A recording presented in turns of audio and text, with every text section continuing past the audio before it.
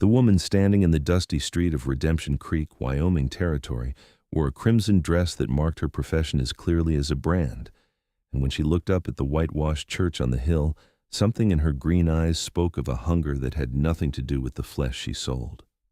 It was the spring of 1876, and Sarah Matthews had been working at the Silver Rose Saloon for nearly 2 years, ever since the cholera had taken her husband and left her with debts she could never hope to repay through honest labor alone. The gold rush had brought men flooding into these mountains, men with pockets full of dust and hearts full of loneliness, and Sarah had learned to smile through the shame that ate at her soul like acid. She was 24 years old and felt ancient. The Sunday morning sun cast long shadows across the wooden sidewalks as respectable families made their way toward the church. Sarah watched them from the corner near the general store, half hidden behind a post. She had not set foot in a house of worship since that first terrible night when she had understood what her life would become. The thought of sitting among those good people, feeling their eyes upon her, hearing their whispers, was more than she could bear. Yet something drew her here each Sunday morning, some stubborn ember of the girl she had once been, the girl who had believed in goodness and redemption and love that lasted forever. "There she is!" came a sharp voice that carried clearly in the morning air. Martha Hendricks, the banker's wife, had spotted her. The woman's face pinched tight with righteous disgust. "There's that fallen woman, shameless, showing herself in daylight where decent folk can see." Sarah's cheeks burned, but she held her ground. She had as much right to walk these streets as anyone, even if the good people of Redemption Creek would never see it that way. "Someone should run her out of town," another woman added, clutching her shawl closer as though Sarah's very presence might contaminate her. "It's bad enough we have to tolerate that saloon, but flaunting herself like this." Reverend Carson emerged from the church doors, his black suit immaculate, his silver hair gleaming in the sunlight. He raised his hands to quiet the murmuring crowd gathering on the steps. Now, sisters and brothers, let us remember Christian charity." But his eyes, when they found Sarah, were cold, and she knew that his charity extended only to those who had not fallen as far as she had. The Reverend's wife, a thin woman with a perpetually sour expression, whispered something in his ear that made his mouth tighten into a hard line. Sarah turned to leave, her eyes stinging with tears she refused to shed in front of these people. She had learned early that tears changed nothing. She was gathering her skirts to step off the sidewalk when she nearly collided with a wall of solid muscle and buckskin. The man who stood before her was unlike anyone she had seen in Redemption Creek. He towered over her, easily 6 feet 4 inches of raw strength and power. His shoulders were so broad they blocked out the sun, casting her in shadow. Dark hair fell past his shoulders in thick waves, tied back with a leather cord, and his face was all hard angles and weathered tan skin, marked with a scar that ran from his left temple to his jaw. His eyes were the color of a mountain lake in winter, pale blue and piercing, and they studied her with an intensity that made her breath catch. He wore buckskin pants and a shirt that strained across a chest that spoke of years hauling traps and wrestling the wilderness into submission.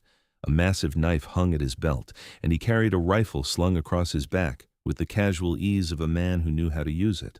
His forearms, visible where his sleeves were rolled up, were corded with muscle and marked with scars that told stories of survival in places where most men would perish.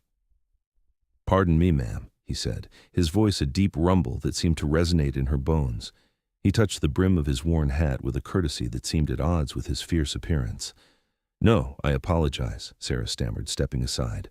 "I was not watching where I was going." The mountain man's gaze flickered past her to the crowd on the church steps, and something dangerous flashed in those pale eyes. He looked back at Sarah, and his expression softened almost imperceptibly. "You hurt, ma'am?" "No, I'm fine, thank you." Sarah tried to move past him, desperate to escape the scene, but his next words stopped her cold. "Seems to me a lady ought to be able to walk down a street without being made to feel unwelcome." His voice was not raised, but it carried with the authority of a man accustomed to being heard. The crowd on the church steps fell silent, staring at this stranger who dared to speak in her defense. Martha Hendricks found her voice first. "That is no lady, sir. That is a fallen woman, a soiled dove from the saloon. She has no business among decent folk." The mountain man turned slowly to face the crowd, and Sarah saw several people take an involuntary step backward. There was something primal about him, something that spoke of danger barely leashed. "That's so," he drawled, his words coming slow and measured. "Well now, seems to me that every soul that walks this earth has done some falling. The good book I remember reading says something about casting first stones." Reverend Carson cleared his throat. "We are all sinners, certainly, but there are degrees of sin. This woman has chosen a path of wickedness and shows no sign of repentance. That right?" The mountain man looked at Sarah, really looked at her, and she felt stripped bare under that gaze, not in the way men at the saloon looked at her, but as though he could see straight through to the battered, hurting soul she kept hidden. "You repent of trying to survive, ma'am?" Sarah's throat closed up. No one had asked her such a question. No one had looked at her as though her answer mattered. "Every day," she whispered, "every single day." The mountain man nodded once, as though that settled something. He turned back to the crowd. "Name's Caleb Stone. I've been living in these mountains near about 8 years now, trapping and hunting, keeping mostly to myself. I come into town maybe twice a year for supplies and to trade my pelts. I got no church, no preacher, no ladies in fine dresses to tell me what's right and wrong. All I got is what I learned from living close to the land and watching how things work in the natural order." He paused, his hand resting casually on his knife hilt. "Now, in nature, when something falls, it's usually because it got pushed. A rock slide starts with one stone that gets knocked loose. A tree falls because the ground underneath it gives way. Seems to me, before you all stand there throwing judgment, you might ask yourselves what pushed this woman down. You might ask if maybe your precious, decent society had a hand in her falling." Martha Hendricks gasped. "How dare you? We are God-fearing people. We have done nothing but try to maintain moral standards in this town." "Moral standards," Caleb repeated, and there was something sharp and cutting in the way he said it. "That what you call it when you close your doors to someone who needs help? When you turn your backs on someone who is drowning? I have seen plenty of death in these mountains, ma'am. I have seen men die from cold, from hunger, from injury, and I have seen animals show more mercy to their own kind than you so-called Christians are showing this woman right now." He took a step toward the church steps, and his sheer physical presence made the crowd shrink back. "You call her fallen? Maybe so. But from where I stand, watching her hold her head up while you tear her down, watching her take your poison words and still keep breathing, I would say she has risen higher than any of you. It takes no strength to kick someone when they are down. It takes real courage to get back up after the kicking." The silence that followed was absolute. Sarah stood frozen, her heart hammering against her ribs. No one had ever defended her, not since the day she had walked through the doors of the Silver Rose. Certainly no one had ever stood up to the entire righteous establishment of Redemption Creek on her behalf. Reverend Carson's face had gone red. "You come into our town, a stranger, and presume to lecture us on morality? You who live like a savage in the wilderness?" Caleb's smile was thin and did not reach his eyes. "At least I am honest about what I am, Reverend. I do not dress up my judgment in Sunday clothes and call it righteousness." He turned his back on the crowd with deliberate insult and looked at Sarah. "Ma'am, I would be honored to escort you wherever you are headed if you will accept the company of a savage like me." Sarah's voice came out barely above a whisper. "You do not have to do this. They will turn on you too." "They can try." Caleb offered her his arm with old-fashioned courtesy that seemed strange coming from a man who looked like he could tear apart a grizzly bear with his bare hands. "I have been called worse than anything this crowd can come up with." Sarah hesitated only a moment before placing her hand on his arm. The muscle beneath her fingers was like iron, hard and unyielding, but his manner was gentle as he led her away from the church. She could feel the weight of 100 scandalized stares on her back, could hear the explosion of outraged whispers as soon as they were a few steps away. They walked in silence down the dusty main street. Sarah's small room was above the saloon, but she could not bear the thought of returning there, not yet, not with the sun still bright and the morning still holding the illusion of possibility. "I do not know where to go," she admitted quietly. "There a place in this town where a person can get a decent cup of coffee?" Caleb asked. "The restaurant, 2 streets over. But they will not serve me. They will serve me, and you are with me." Caleb's tone brooked no argument. Besides, I've been eating my own cooking for near about 6 months now. Even bad restaurant food sounds like heaven. The restaurant was a small establishment run by a widow named Mrs. Chen, a Chinese woman whose husband had died in a mining accident 3 years prior. She was one of the few people in town who had ever shown Sarah any kindness, though even she could not afford to be seen as too friendly with a saloon girl. Mrs. Chen's eyes widened when she saw them enter, but Caleb's expression must have convinced her not to make a fuss. She seated them at a corner table, brought coffee without being asked, and hurried back to the kitchen. Caleb sat with his back to the wall, a habit of a man who had survived in dangerous territory. He wrapped his large hands around the coffee cup, making it look tiny, and studied Sarah with those unsettling pale eyes. "You got a name, ma'am?" "Sarah Matthews." "Right pleased to make your acquaintance, Miss Sarah, though I am sorry it had to be under such circumstances." "Mrs. Matthews," Sarah corrected softly. "I'm a widow." Something shifted in Caleb's expression, a subtle softening. "I'm sorry for your loss. That how you ended up at the saloon?" Sarah wrapped her own hands around her coffee cup, grateful for its warmth despite the mild spring weather. She had not spoken of this to anyone, not really, not the whole truth, but something about this stranger, this massive, dangerous-looking man who had defended her against the entire town, made her want to speak. "My husband, Thomas, was a good man, a clerk at the land office. We had a small house, not much, but it was ours. Then the cholera came through 2 summers ago." Her voice remained steady, though the memories still had the power to cut. "Thomas died within 3 days. The doctor's bills, the funeral costs, they took everything we had saved. And Thomas had debts I did not know about, gambling debts to some men who were not patient about collecting. They gave me a month to pay or they would take the house." She met Caleb's eyes, refusing to look away even though shame colored her cheeks. "I tried to find work. I can read and write and do figures. But no one would hire me. The shopkeepers said they did not need help. The families I approached for laundry or cooking work found excuses. I had no family, no one to turn to. By the time the month was up, and I had exactly 3 choices: starve in the street, leave town with nothing and no destination, or accept the offer from Mr. Jameson, who owns the Silver Rose.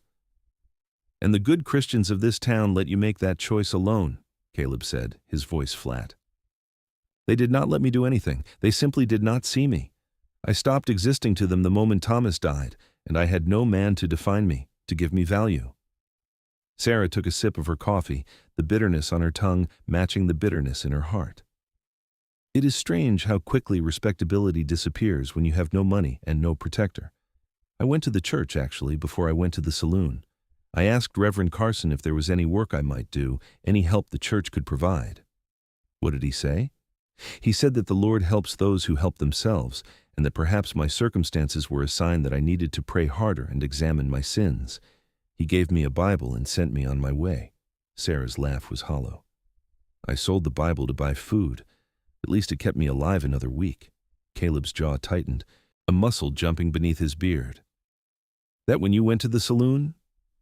"That was when I realized that prayer and righteousness would not keep a roof over my head. Mr. Jameson offered me $50 a month plus room and board.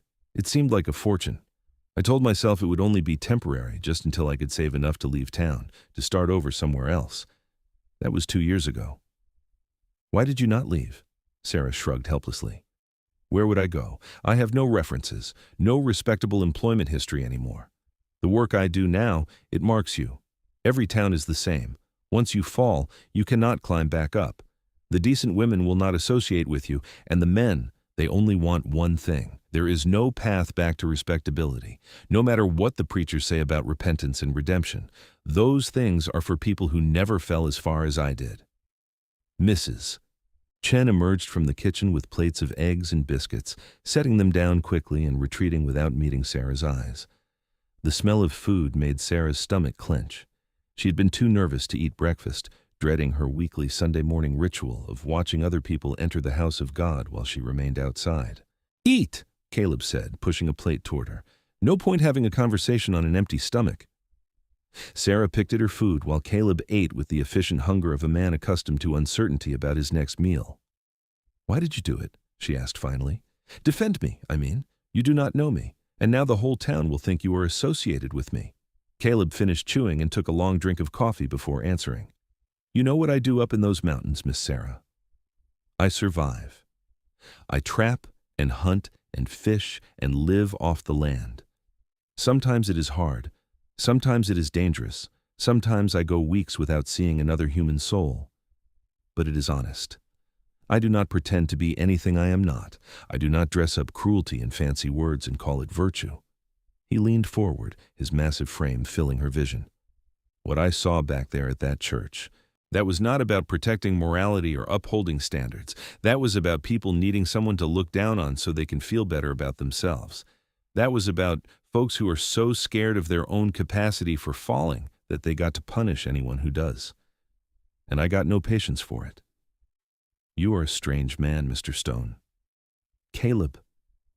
And I have been called worse. A hint of a smile touched his scarred face. I meant what I said back there. You rose higher than any of them. They have never been tested, never had to make choices with no good options. They inherited their respectability, never had to earn it. But you survived.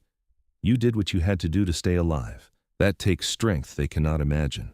Sarah felt tears prick her eyes and blinked them back fiercely. It does not feel like strength. It feels like failure. That is because they taught you to measure yourself by their rules.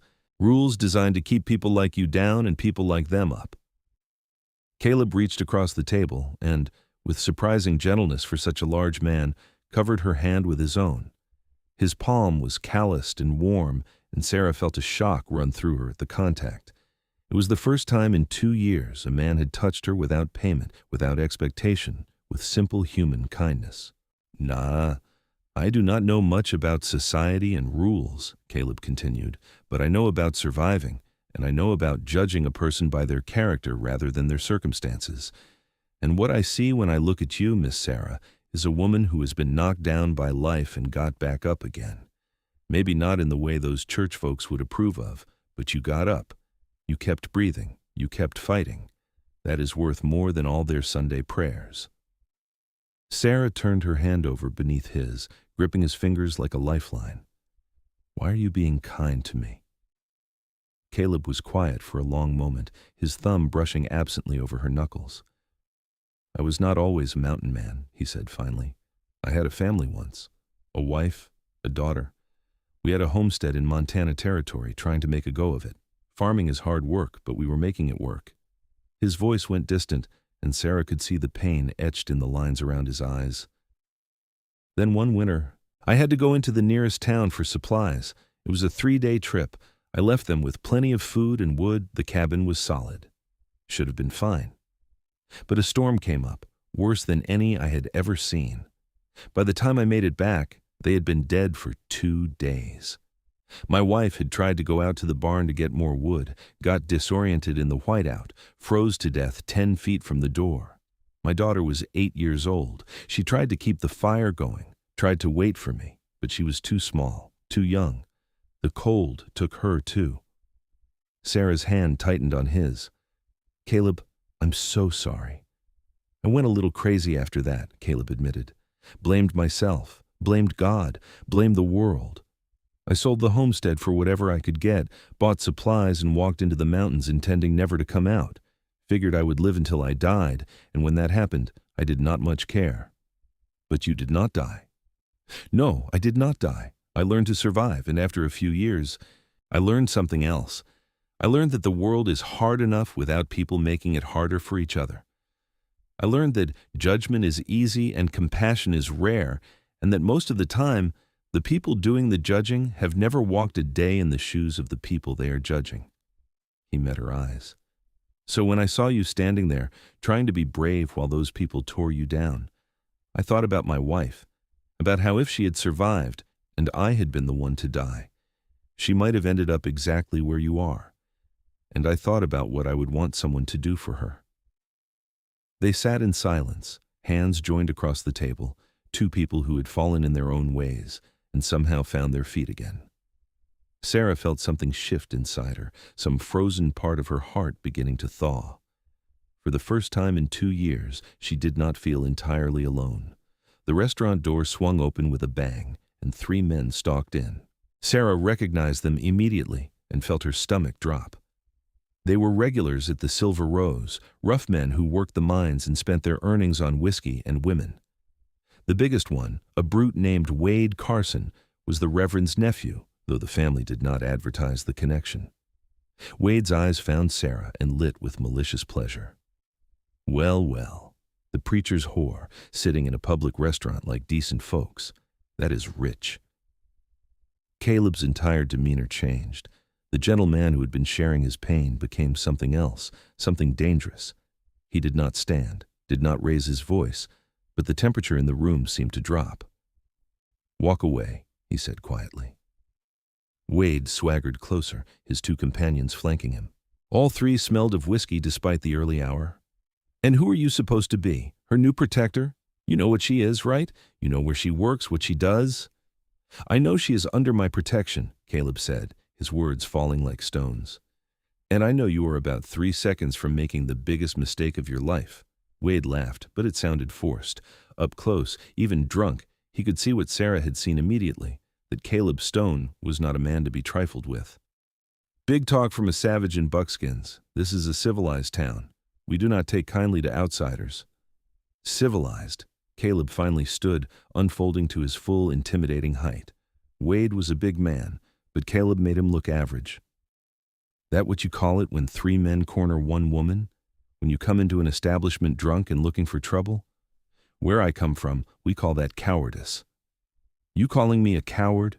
Wade's hand dropped to the gun at his hip. The movement was a mistake. Caleb moved with a speed that seemed impossible for a man his size. His hand shot out and grabbed Wade's wrist before the gun cleared its holster. There was a brief struggle, then a sharp crack as Caleb twisted. Wade cried out and dropped to his knees, his wrist bent at an unnatural angle. The other 2 men reached for their own weapons, but Caleb had already drawn his massive knife. The blade gleamed in the morning light as he held it casually, the point directed at the floor, but the threat was unmistakable. "Your friend here has a broken wrist," Caleb said conversationally. "He will heal, provided he gets to a doctor soon. You 2 can join him with matching injuries, or you can pick him up and walk out of here. Your choice. You got about 3 seconds to decide." The men looked at each other, then at Caleb, then at Wade, who was whimpering on the floor. They made the smart choice. Hauling Wade to his feet, they half-dragged him toward the door. Wade turned back, cradling his wrist, his face twisted with pain and rage. "This is not over. My uncle will hear about this. The sheriff will hear about this. You will regret this, both of you." "I have regretted lots of things in my life," Caleb said. "Defending a lady will not be one of them." He waited until the door swung shut behind them before sliding his knife back into its sheath and turning to Sarah. "You all right?" Sarah realized she was shaking. "You broke his wrist." "Could have been worse. Could have broken his neck. Man reaches for a gun. He best be prepared for the consequences." Caleb tossed some coins on the table, more than enough to cover their meal and the trouble. "We should probably leave before the sheriff does show up. Not that I am afraid of the law, but no point making things more complicated than they need to be." He was right, but Sarah felt rooted to her seat. "They will come after you now. Wade's uncle has influence in this town. They will make trouble for you." "Let them try. I'm not planning on staying in town anyway. I got my supplies, sold my pelts, was going to head back up to my cabin this afternoon." Caleb paused. "Unless you need something. If you do, I will stay." The offer hung between them, significant in ways Sarah was only beginning to understand. This man, this stranger, was willing to risk trouble with the law, with the town authorities, with the respectable establishment for her. "I do not want you to get hurt because of me." "I will not. And even if I did, it would be my choice."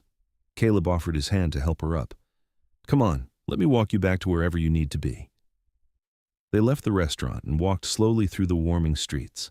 Other people gave them a wide berth, word of the confrontation already spreading through the town's efficient gossip network.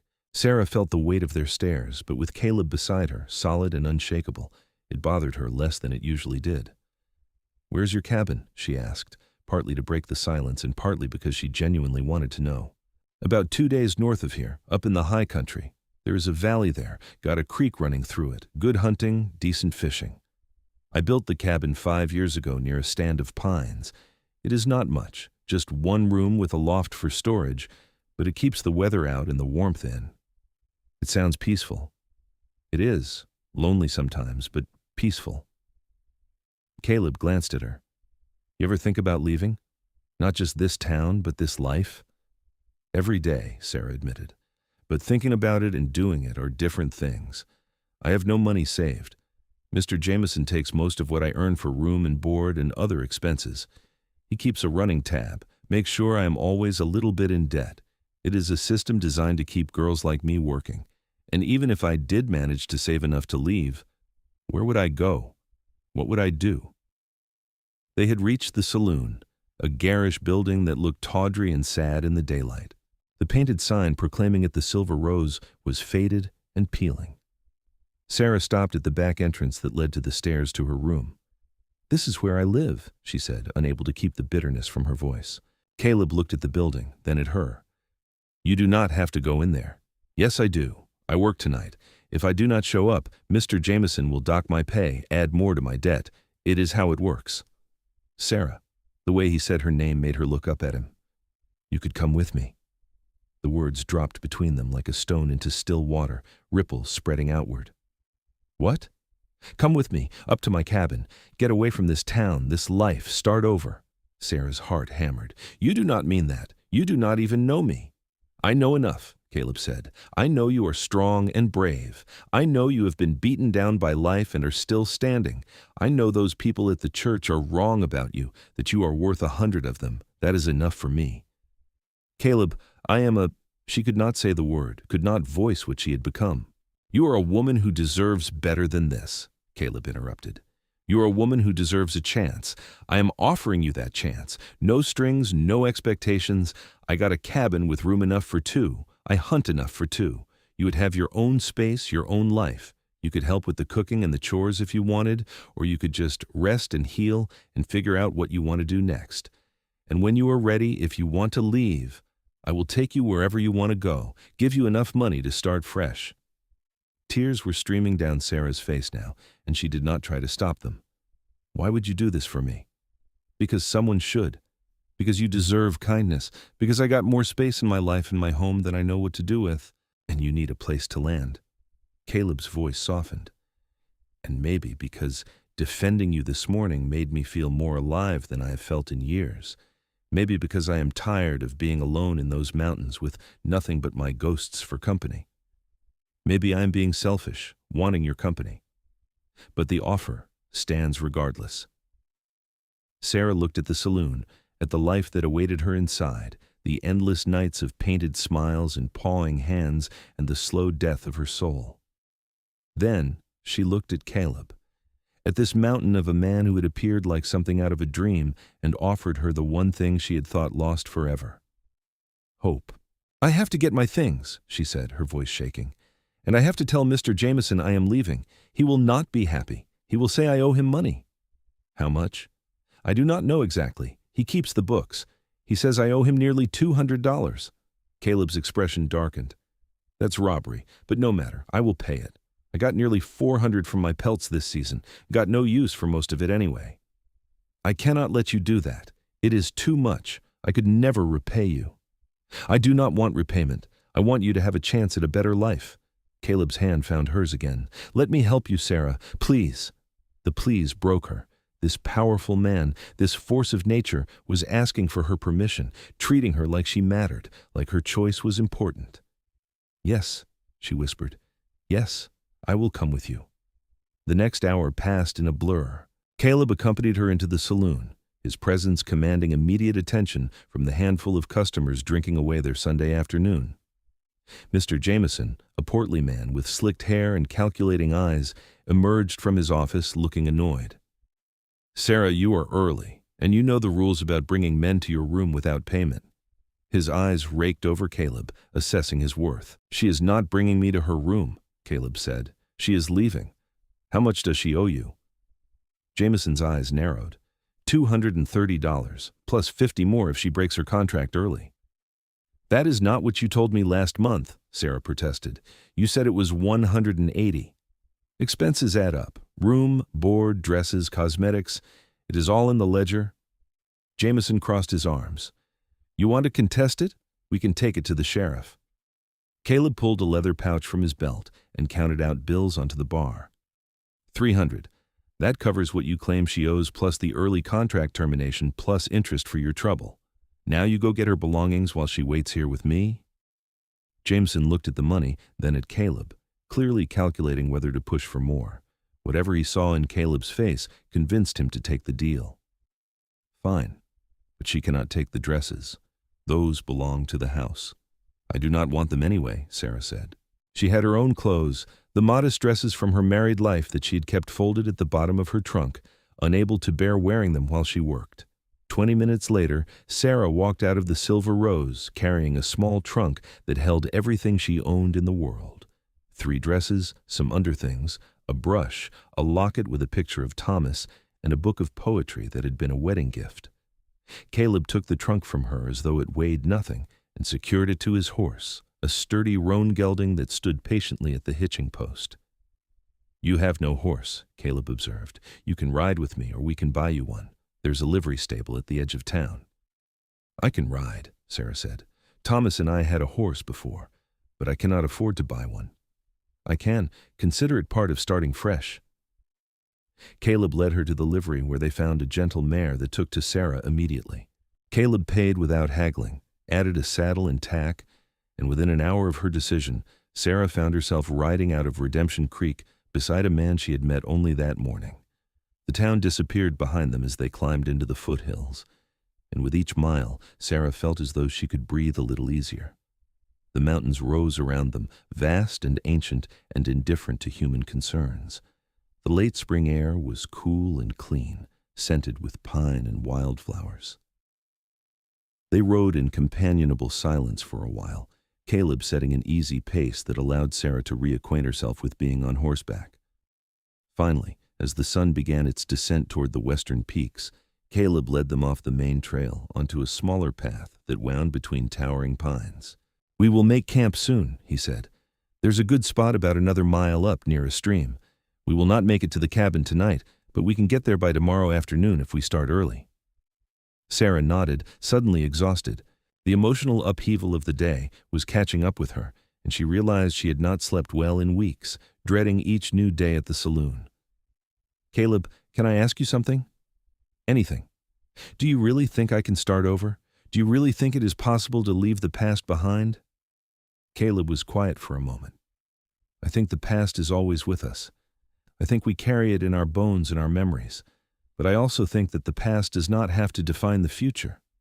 You are not what happened to you, Sarah. You are not what those people said about you. You are what you choose to be from this moment forward. And what if I do not know what to choose? What if I have been what other people needed me to be for so long that I have forgotten who I am? Then you take time to remember, or you take time to become someone new.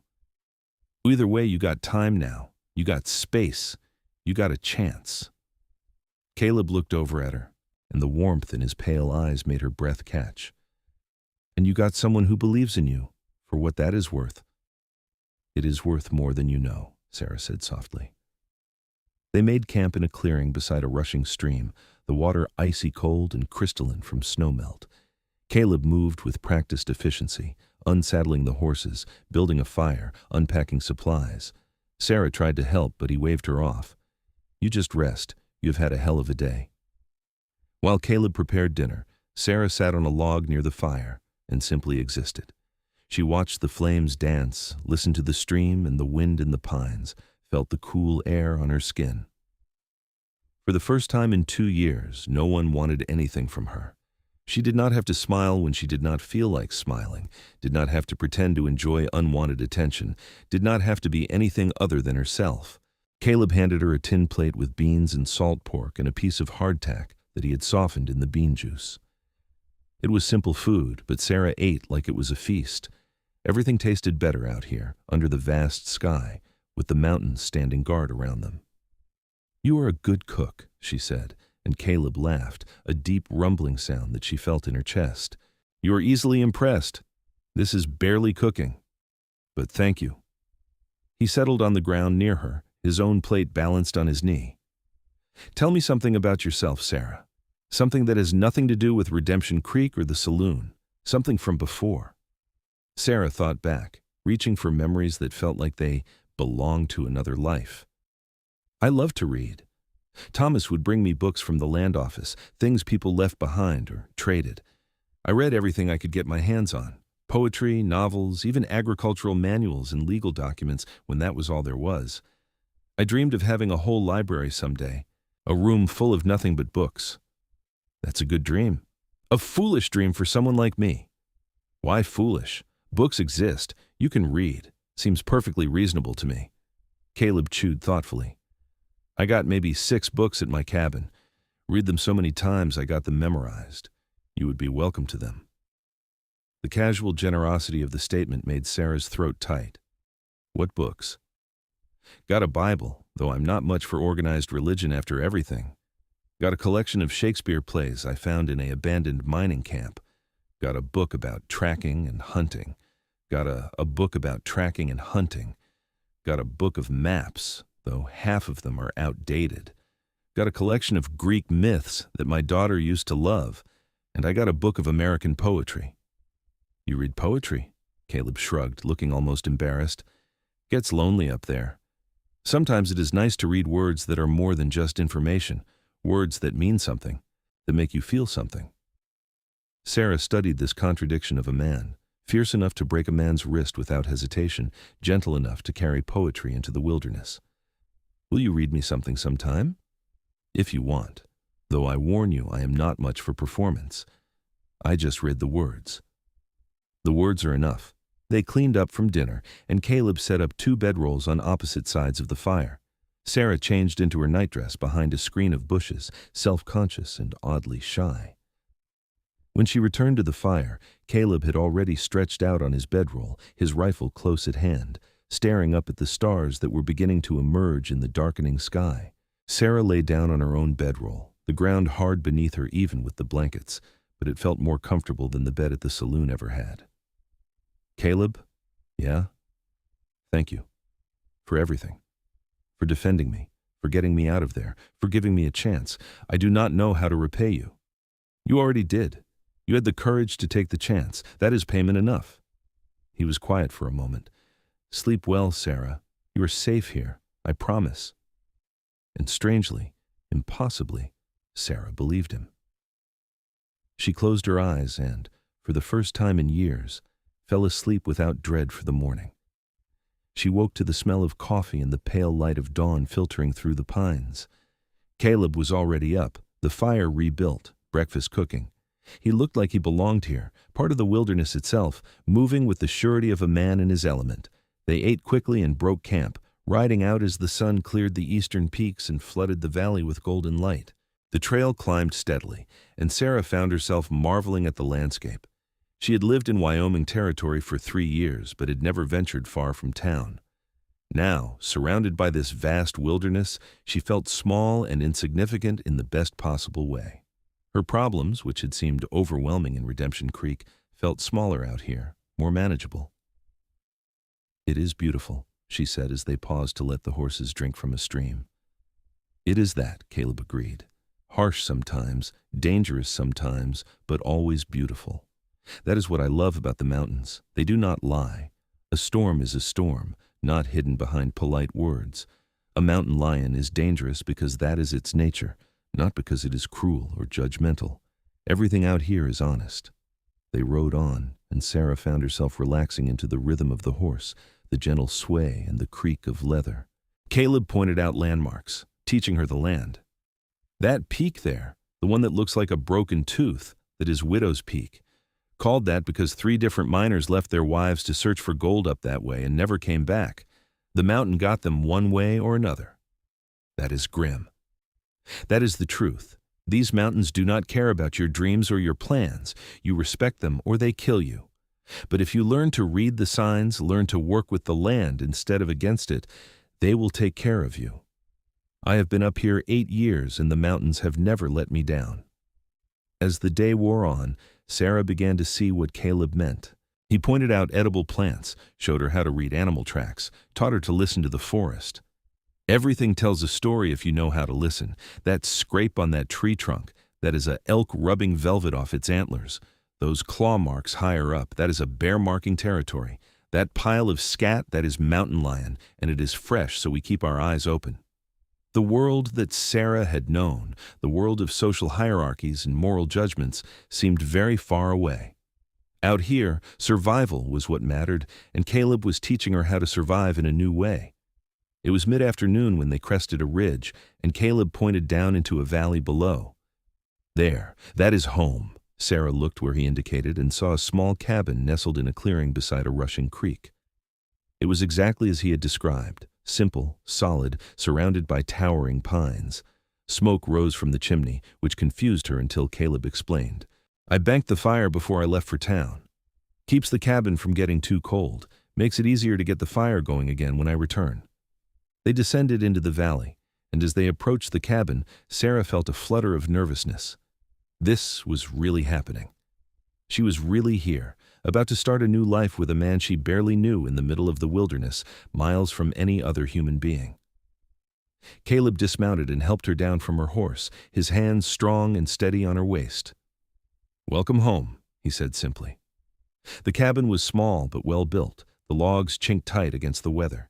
Inside, it was a single large room with a stone fireplace at one end, a rope bed in one corner, a rough-hewn table and chairs, shelves holding supplies and the promised books. A ladder led to a loft under the peaked roof. It was Spartan and masculine and surprisingly clean. "I will sleep in the loft," Caleb said. "You can have the bed. I will rig up a curtain for privacy if you want." Sarah looked around, taking in this space that would be her home. It was nothing like the small house she had shared with Thomas, nothing like her tawdry room above the saloon, but it felt safe in a way neither of those places had. "It is perfect," she said. Caleb looked relieved. "It is not much, but it is sound. We got the creek for water, I got traps set for meat, and there is a good vegetable garden plot out back that I have been meaning to work. I'm not much for vegetables, but I know they are important." "I can manage a garden," Sarah said. "I did before I got married. My mother taught me." "That would be good. I will build you a proper privacy screen, and there is a spot down by the creek that is good for bathing when the weather warms up more. I will mark it so I know to stay away when you are using it." His consideration touched her deeply. He was trying so hard to make her comfortable, to give her space and autonomy. "Caleb, I do not know how to do this." "Do what?" "This. Live with someone without expectations. Every man I have known for the past 2 years wanted something from me. How do I live with you knowing you do not?" Caleb set down the saddlebags he had been unpacking and turned to face her fully. "Sarah, I will be honest with you. You are a beautiful woman. I would be lying if I said I was not attracted to you. But beauty is common enough. What I respect about you, what made me offer to bring you here, that has nothing to do with what you look like or what you could give me. I brought you here because you deserve a chance to heal, to remember who you are without someone using you. Anything else, anything more, that is not on the table unless and until you want it to be. And if you never want it, that is fine too. You being here, having your company, that's enough for me." Sarah felt tears threaten again. She seemed to cry more in one day with Caleb than she had in 2 years at the saloon. "I do not know if I can ever want that again. I do not know if that part of me is broken forever." "Then it is broken, and we do not worry about it. You are more than that, Sarah. You are a person, a whole person, and that is all you need to be here." They settled into a routine over the following days. Caleb showed Sarah how to manage the cabin, how to work the traps he had set, how to fish the creek. She took over the cooking, grateful to have something useful to do, and found that she enjoyed creating meals from the simple ingredients available. She started working the garden plot, turning the soil and planting seeds that Caleb had acquired in town. In the evenings after dinner, they would sit by the fire and talk or read. Caleb kept his promise and read to her sometimes, his deep voice bringing poetry to life in the flickering firelight. Sarah read the Greek myths and found herself enchanted by stories of gods and heroes, of transformations and redemptions. Slowly, carefully, they learned each other. Sarah learned that Caleb woke before dawn every day, that he sang while he worked though he had a terrible voice, that he was patient and thoughtful and surprisingly well-read, for a man who lived alone in the mountains. She learned that he had nightmares sometimes, that he would wake gasping in the loft, and on those nights she would lie awake in her bed, listening to him breathe, wishing she knew how to help. Caleb learned that Sarah loved the mornings best, that she had a quick mind and a sharp wit, that she was stronger than she believed. He learned that she flinched at sudden movements, that loud voices made her tense, that trust was something she gave out in small, precious increments. The weeks passed, spring deepening into early summer. The valley came alive with wildflowers, and Sarah spent hours tending the garden, watching things grow from seeds into living plants. There was something healing in it, in nurturing life, in seeing the results of her labor turn into food. One evening, about 6 weeks after she arrived, Sarah was washing dishes in a basin when Caleb came up behind her. She tensed automatically, old reflexes kicking in, and he stopped immediately. "Sorry, did not mean to startle you. Just wanted to tell you that the garden is looking good." Sarah took a breath, forcing herself to relax. "Thank you. The beans are coming in well. We should have fresh vegetables in another few weeks." "That is good. Sarah, can I ask you something?" "Of course. Do you still flinch because of what happened in town, or because of what happened before that?" Sarah set down the dish she was washing and turned to face him. They had talked about many things over the weeks, but she had not told him details about her time at the saloon. "Both, I suppose. At the saloon, the men, they were not always kind. Some thought they bought more than they did. Mr. Jameson did not care as long as he got his money." Caleb's jaw tightened. "I am sorry that happened to you. It is in the past, but it affects your present. Sarah, I need you to know, truly know, that you are safe here. I will never hurt you, never force you, never expect anything from you that you are not freely offering. I know that. In my head, I know that. But my body remembers fear, and sometimes it reacts before my head can catch up." Caleb nodded slowly. "That makes sense. Is there anything I can do to help? Ways I can move or not move, things I can do to make you more comfortable?" The fact that he asked, that he cared enough to ask, made Sarah's heart ache with an emotion she had not felt in so long she almost did not recognize it. "Just be patient with me. I am trying. You do not have to try, you just have to be. Patient I can do, I got nothing but time." That night, lying in her bed while Caleb slept in the loft above, Sarah found herself thinking about the man who had saved her. He was nothing like Thomas had been. Thomas had been gentle and educated, a man of words and papers. Caleb was rough and physical, a man of action and survival.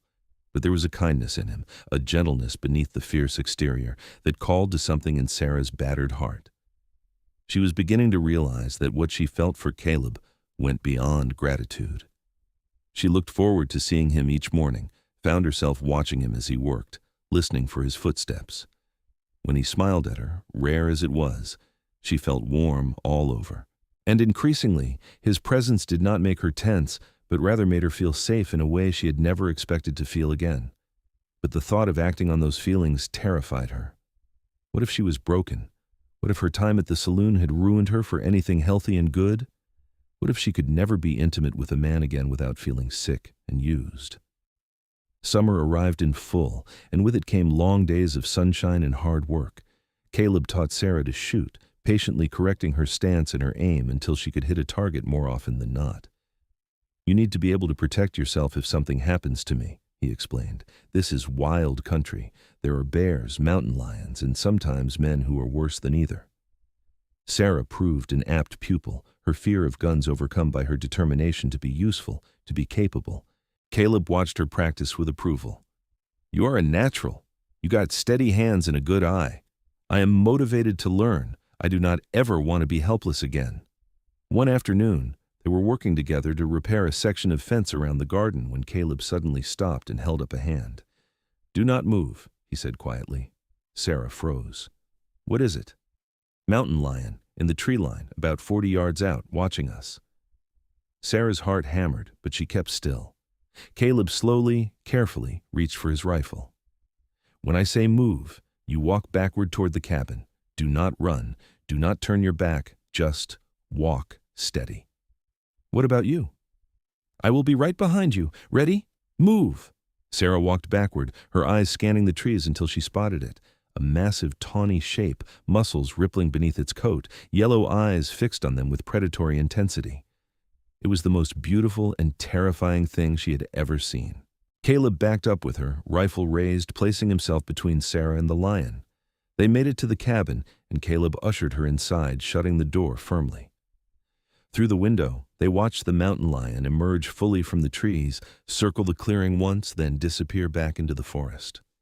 Sarah realized she was shaking. Caleb set down his rifle and turned to her. "You all right?" "That thing could have killed us." "Probably not. Mountain lions rarely attack full-grown humans, especially two of them. It was just curious, but it's good to be cautious." He smiled slightly. "You did well. No panic, no screaming. You stayed calm and did what needed doing." Sarah found herself laughing, slightly hysterical. "I was terrified. Being brave is not about not being scared. It is about being scared and doing the right thing anyway. You got more courage than you give yourself credit for." The moment stretched between them, and Sarah became suddenly aware of how close they were standing, of the warmth radiating from his body, of the way his eyes had softened as he looked at her. Her breath caught, and she saw something flare in his expression, quickly banked. Caleb stepped back, putting careful distance between them. "I should check the traps before dark." He left, and Sarah pressed her hands to her flushed cheeks. Something was changing between them, something that both excited and frightened her. That night, as they sat by the fire after dinner, Sarah found the courage to speak. "Caleb, can I ask you something personal?" "Sure." "Have you been with anyone since your wife died?" Caleb looked surprised by the question. "No. There have been women in the towns I have traded in who made it clear they were available. But I was not interested. Did not seem right, paying for something that should mean something." "So you have been alone for 8 years?" "In that way, yes. It has not been a hardship. After Anne died, I did not have any interest, and after a few years I got used to being alone. It was simpler." He looked at her. "Why do you ask?" Sarah struggled to find the words. "I'm trying to understand. You have been nothing but kind and respectful to me. You have given me space and safety. But you are a man, and I am a woman, and we are living here alone together. And I find myself wondering if it is difficult for you, if you want things that you are not asking for." Caleb was quiet for a long moment. "Honestly, yes. I'm attracted to you, Sarah. I have been since the first moment I saw you standing in that street, trying to be brave while those people cut you down. But what I want does not matter. What matters is what you need, what you are ready for. And I am in no hurry. I got all the time in the world. What if I'm never ready? Then I will have spent my time with someone whose company I enjoy, who makes me laugh, who makes this cabin feel like a home instead of just a place to sleep. That is more than I have had in years. It is enough." Sarah felt tears spill down her cheeks. "How are you so good? How can you be so patient?" Caleb moved to sit beside her on the bench, not touching, but close enough that she could feel his warmth. "I am not good, Sarah. I am just a man who is lost enough to know that what matters is not what you take, but what you give. And I am patient, because you are worth waiting for." Sarah turned to look at him, this fierce, gentle man who had given her back her life. "I think I am falling in love with you," she whispered, "and it terrifies me because I do not know if I can be what you deserve. I do not know if I can be intimate with you without feeling all the awful things I felt at the saloon. I do not want to fail you." Caleb's hand came up slowly, giving her time to pull away, and gently cupped her cheek. "You could never fail me. And Sarah, I'm already in love with you. Have been for weeks now. I love your strength and your courage. I love the way you sing to the plants in the garden when you think I cannot hear. I love how you are always trying to be better, do better, even though you have already done so much. I love you, not for what you could give me, but for who you are." "I do not know how to do this," Sarah said, her voice breaking. "I do not know how to be with someone without it being a transaction. Then we learn together. We take it slow. We figure it out as we go. There is no rush, no expectation. We just be together and see where it leads." His thumb brushed away her tears. "Can I kiss you?" Sarah's heart hammered. "I do not know. I want to say yes, but I am scared." "That is all right. We do not have to do anything you are not ready for. Caleb started to pull his hand away, but Sarah caught it, pressing it back against her cheek. Wait, I want to try. I want to know if I can do this with you, if it can be different with you. She closed her eyes, took a breath. Yes, you can kiss me. Caleb leaned in slowly, giving her every opportunity to change her mind. His lips touched hers, gentle and careful, a question more than a demand. Sarah tensed at first, old reflexes rising, but then something shifted. This was Caleb. Caleb, who had defended her, who had given her a home, who had been patient and kind and asked for nothing. Caleb, who loved her. She softened into the kiss, her hand coming up to rest against his chest, feeling the steady beat of his heart beneath her palm. The kiss remained gentle, almost chaste, but it lit something inside Sarah that she had thought dead. When they parted, she was crying again, but this time the tears were not from fear or pain, but from hope. That was all right? Caleb asked, his voice rough. That was perfect, Sarah whispered. That was everything. They sat together by the fire, her head on his shoulder, his arm around her, and Sarah felt pieces of herself that had been shattered beginning to knit back together. The summer passed in a haze of growing love. Sarah and Caleb navigated their new relationship with care, learning each other's boundaries, building trust. They kissed often, gentle touches that spoke of affection rather than demand. Caleb never pushed for more, seemed content to follow Sarah's lead, and that patience was what allowed her to heal. One evening in late July, as they lay together on a blanket beside the creek, watching stars emerge in the darkening sky, Sarah rolled to face him. I think I am ready. Caleb looked at her, understanding immediately what she meant. You do not have to be. There is no timeline. I know, but I want to be with you, truly with you. I want to know if I can do this, if I can reclaim this part of myself, and I want it to be with you because you have shown me what it means to be loved, truly loved, not just used. Are you sure? I am scared, but I am sure. They made love slowly, carefully. Caleb attuned to every one of Sarah's reactions, stopping whenever she tensed, proceeding only when she urged him on. It was awkward at times, fumbling as Sarah worked through moments of panic, and Caleb gentled her through them. But it was also beautiful, healing, a reclamation of something that had been stolen from her. Afterward, Sarah lay in Caleb's arms and cried, but this time the tears were cleansing. Thank you, she whispered. Thank you for being patient. Thank you for making it good. Always, Caleb murmured, holding her close. Always. As summer turned to fall, they settled into their life together fully. Sarah bloomed under Caleb's love, her confidence growing, her smiles coming more easily. She learned to hunt and trap alongside him, to read the weather and the land. Caleb, for his part, found that having Sarah in his life brought light to places that had been dark for 8 years.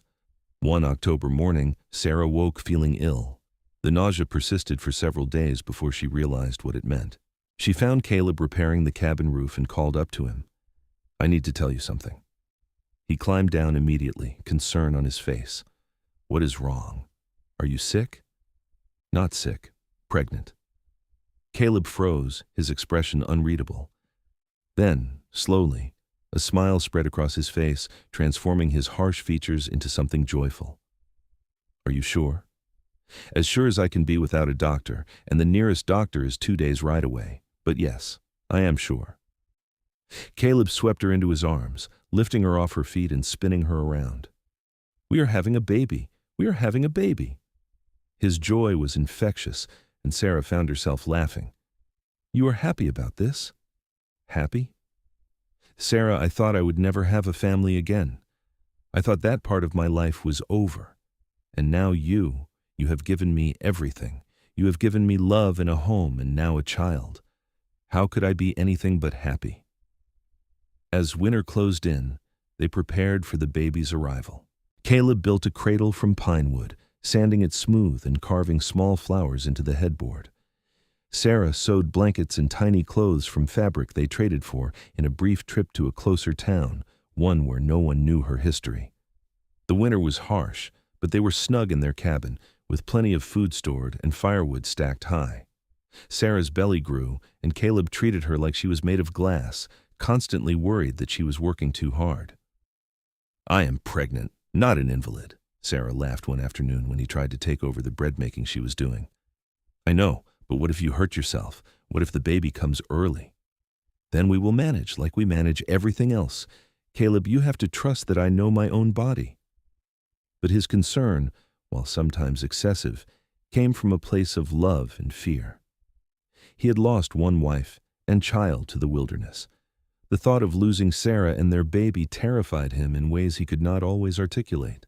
Sarah went into labor on a bright March morning, exactly 1 year after the day Caleb had defended her at the church.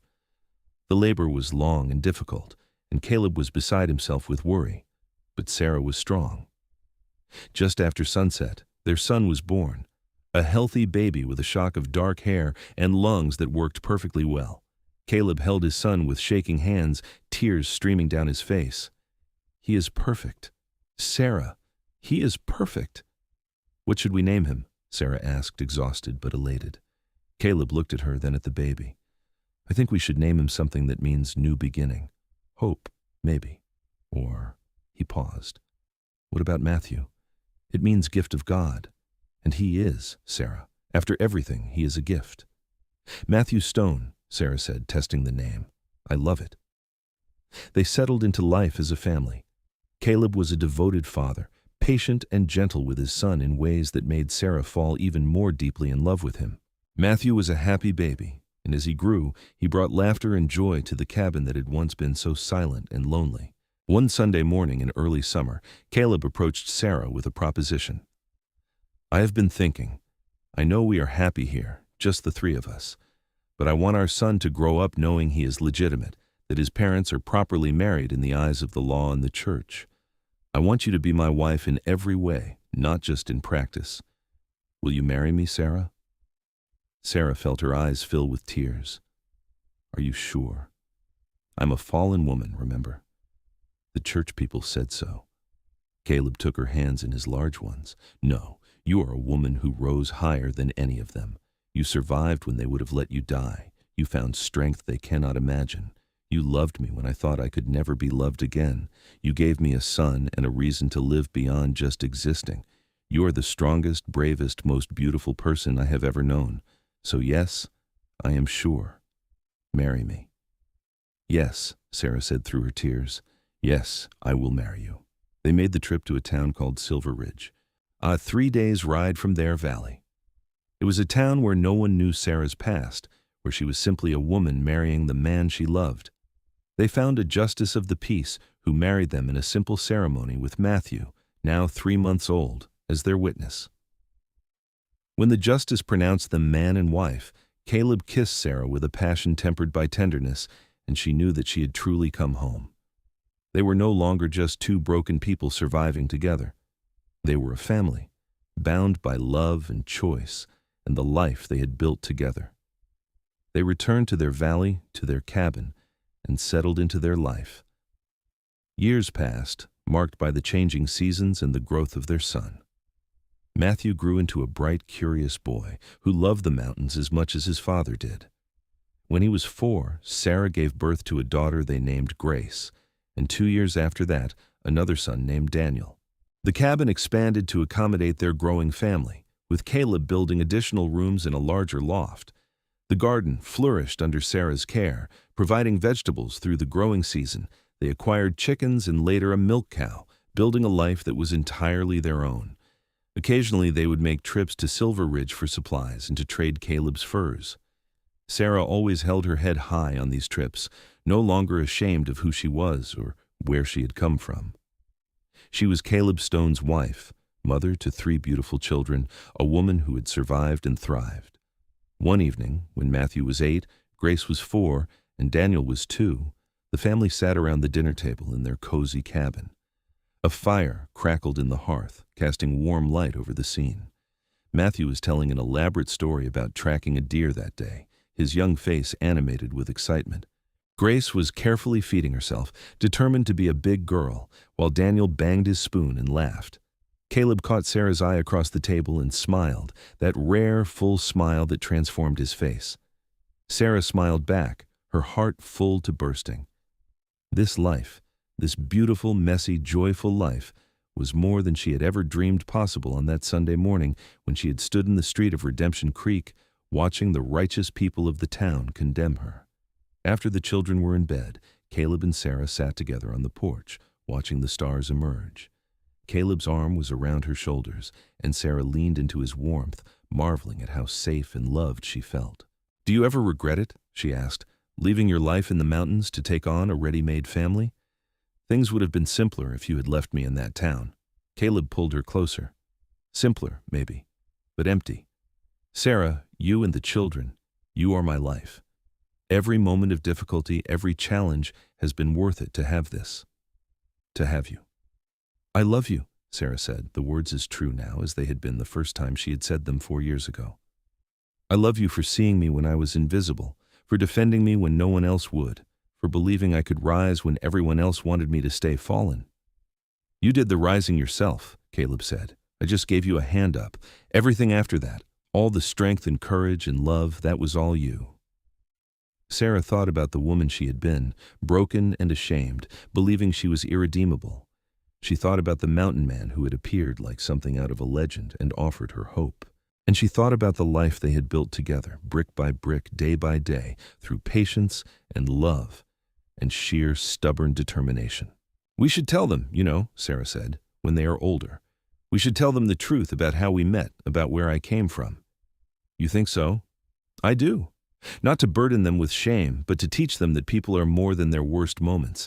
That falling is not the end of the story. That redemption is real if you are brave enough to reach for it and lucky enough to find someone who believes in you." She looked up at Caleb. "You gave me that, the belief that I could be more than what those people said I was, that I could rise." Caleb kissed her forehead. "You gave me something too. You gave me a reason to come down from those mountains and rejoin the living. You reminded me that love is worth the risk of loss, that opening your heart again is not weakness but strength." They sat in comfortable silence, two people who had found each other against all odds, who had built something beautiful from broken pieces. Inside the cabin, their children slept peacefully, safe and loved and unaware of how precious and hard-won their family was. The years continued to roll by. Matthew grew into a strong young man, learning trapping and hunting from his father, inheriting Caleb's strength and Sarah's quick mind. Grace became a voracious reader, devouring the ever-growing collection of books that Caleb acquired for her, her mother's love of learning burning bright. Daniel was the adventurous one, always exploring, always pushing boundaries, keeping his parents on their toes. When Matthew was 15, he asked his parents about how they met. They were sitting around the fire on a winter evening, and he had noticed the way his father looked at his mother with a depth of devotion that seemed to go beyond ordinary affection. Sarah and Caleb exchanged glances, and Sarah nodded. It was time. Caleb told the story simply, leaving out the worst details but not shying away from the essential truth. He told about finding Sarah in the street, about the church congregation condemning her, about what her life had been before they met. Matthew listened intently, his young face serious. When Caleb finished, Matthew looked at his mother. "So, you were a prostitute?" Sarah flinched at the word but met her son's eyes steadily. "Yes. For 2 years, that was my life. I did what I had to do to survive, and I am not proud of it, but I'm not ashamed either. I made the best choice I could with the options I had." "And people judged you for it?" "They did. They called me a fallen woman. They said I was wicked and sinful and irredeemable." Matthew's jaw set in a way that reminded Sarah strongly of Caleb. "They were wrong." "Yes, they were. And your father showed me that, not just with words, but with actions. He gave me a chance to be something other than what those people said I was. He believed in me when I did not believe in myself." Grace, who was 11 and had been listening wide-eyed, spoke up. "That is why you always tell us to be kind to people, is it not? Because you know what it is like when people are not kind." "Exactly. Apa," Sarah said. "I never want you to look at someone who is struggling and assume you know their story. I never want you to judge someone's worth based on their circumstances. And I especially never want you to withhold kindness because you think someone does not deserve it. Everyone deserves kindness, especially those who have fallen the farthest. Daniel, who was 9, looked confused. "But you did not fall, Mama. Papa says you rose higher than anyone." Sarah felt her throat tighten with emotion. "That's a very kind thing to say, sweetheart. And it is true that I did not stay down, but I could not have risen on my own. Your father helped me. He showed me that my past did not have to define my future." The conversation marked a turning point for the family. The children understood their parents better, understood the strength it had taken to build the life they all enjoyed, and they carried those lessons with them as they grew into adulthood. Matthew eventually married a young woman from Silver Ridge and built his own cabin in the valley, close enough to help his parents, but far enough to have his own life. Grace went east to become a teacher, bringing education to small frontier towns, carrying her mother's love of learning to children who otherwise would have had no access to books. Daniel became a guide, leading hunting and exploring parties through the mountains, as comfortable in the wilderness as his father. And through it all, Caleb and Sarah remained the heart of the family, the foundation on which everything else was built. They grew old together in their valley, their hair turning silver, their bodies slowing, but their love remaining as strong as it had been that first day when a mountain man had seen a fallen woman and recognized her, not for what she had been, but for what she truly was, strong, brave, and worthy of love. On a spring morning much like the one 45 years earlier when they had first met, Sarah sat on the porch of the expanded cabin, now surrounded by grandchildren who played in the yard. Caleb sat beside her, his hand clasped in hers, both of them watching the next generation grow up safe and loved in the valley that had become their refuge and their home. "Do you ever think about that day?" Sarah asked. "The day you defended me at the church?" "Every day," Caleb said. "It was the day my life really started again." "Mine too." Sarah squeezed his hand. "They called me a fallen woman, but you saw the truth. You saw that I had not fallen at all.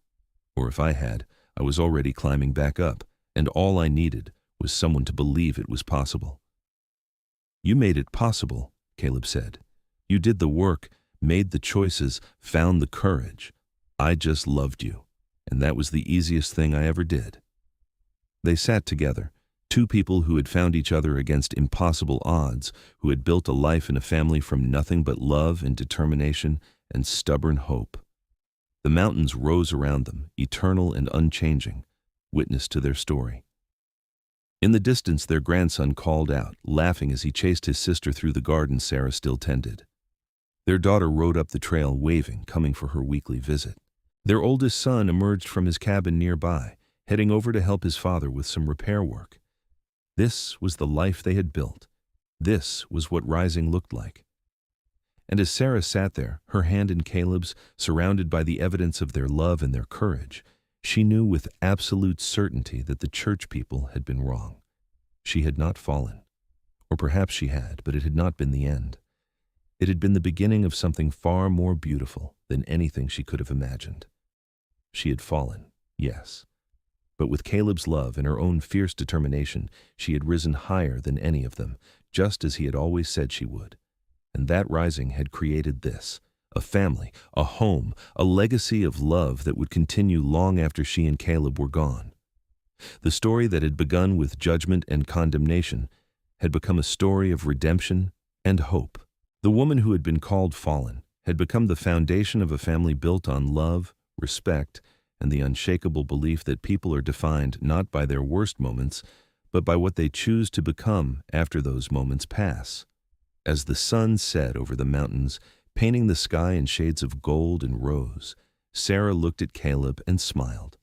They had come so far, survived so much, loved so deeply, and every moment of the journey had been worth it to arrive here, in this perfect moment, surrounded by the life they had created together. They had proven that love was stronger than judgment, that kindness could heal what cruelty had wounded, and that two broken people could come together and create something whole and beautiful and lasting. The mountain man had seen what others refused to see, and the fallen woman had risen to heights no one thought possible. Together, they had written a story that would be told to their grandchildren and great-grandchildren, a story of hope and redemption and the transformative power of love.